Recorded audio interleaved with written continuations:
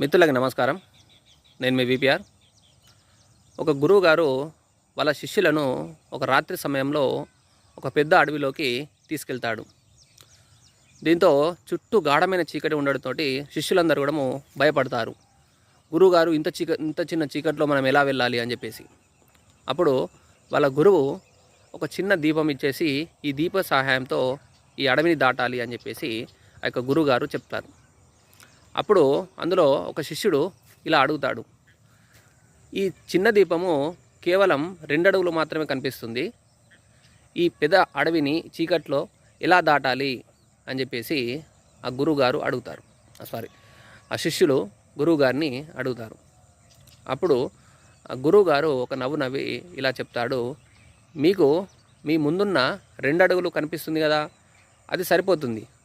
తర్వాత 2 అడుగులు వేసిన తర్వాత ఇంకొక 2 అడుగులు కనిపిస్తుంది. అలా మీరు ముందుకు వెళ్ళినట్టయితే ఈ యొక్క అడవిని దాటడానికి అవకాశం ఉంటుంది. కాబట్టి మీరు మీ ముందున్న 2 అడుగులు మాత్రమే చూడండి అని చెప్పేసి ఆ గురువు గారు ఆ యొక్క శిష్యులకు చెప్తాడు.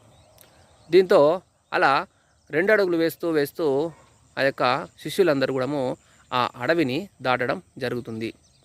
కాబట్టి నేనేం చెప్తున్నానంటే, మీకు మీ యొక్క భవిష్యత్తు కనిపించకపోయినా పర్లేదు, ఇప్పుడు మీ ముందున్నటువంటి ఒక అడుగును మాత్రం ముందుకేసినట్టయితే అలా అడుగులో అడుగు వేసుకుంటూ ముందుకెళ్తే చివరికి మీరు జీవితంలో విజయం సాధించడం జరుగుతుంది.